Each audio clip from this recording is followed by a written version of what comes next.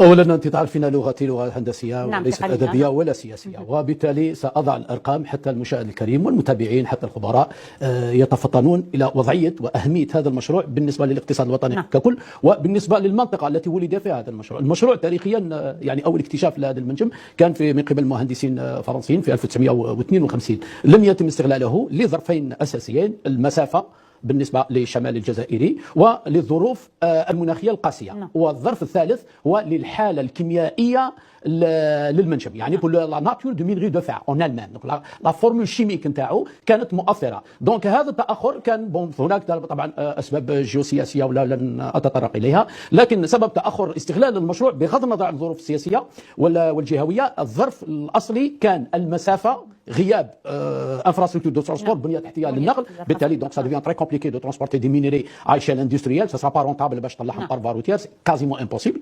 ثانيا لا ناتور شيميك دو مينغي نتاع غرج بلاد اللي نتمون موان بون بارابور او مينغي تاع الونزا. دونك بالتالي الخيار واضح، تاع الونزا يساوي 10 مرات لا كاليتي تاع غرج بلاد. دونك بالتالي اون بليس جاي في لو نور وفاسيليتي دو ترونسبور واكسي رابيد لي انفراستركتور فيروفيير تاع النور. دونك بالتالي لو شوا تي فيت في. ماتنون توجه جديد اللي دارته الدوله الجزائريه، نقدروا نقولوا 2022 بروح اليوم، هناك توجه اولا فلسفي. فلسفه سياسيه بنيت على اعاده السياده الاقتصاديه للبلد. السياده الاقتصاديه هنا ولا سوفرانتي ايكونوميك ان صح التعبير بدات بمبدا بسيط، قال تو سكو جي ابورتي دمان جو ليكسبلوات، انا نستغل واش اللي عندي. هنا قلعت القياده السياسيه في الجزائر، قال لك خلاص بيسكون لو مين غير تاع غرج بلاد، عندنا ماتنون فرصه باش نثمنوه ونعاودوا. تلاقاو نفس الاشكال، لانفراستركتور دو ترونسبور ماتنون ايزون مي لا مان لا بوش، قال لك خلاص هاي نصرفوا عليها. صرفوا جوسكا ماتنون لي زيستيماسيون تاوعي، ربما ما نكونش بعيد بزاف، عندي خبره انا اللي ركبت مشروع مشريه بشار شمال فار بور 360 كيلومتر قبل 1 مليار دولار ابري. دونك غرج بلاد بشار وزونفيرون دو 3.5 مليار دولار. اش فاهم مليح الرقم هذا؟ يقيد في قايط اللي ما عندهاش علاقه، قال اسمعي حبسي، الا كانت السنه اللي بغي يقيد في بسيطه خاطيني انا، راك جبتني هنا اكاديمي نتكلم لك في الجانب الاكاديمي.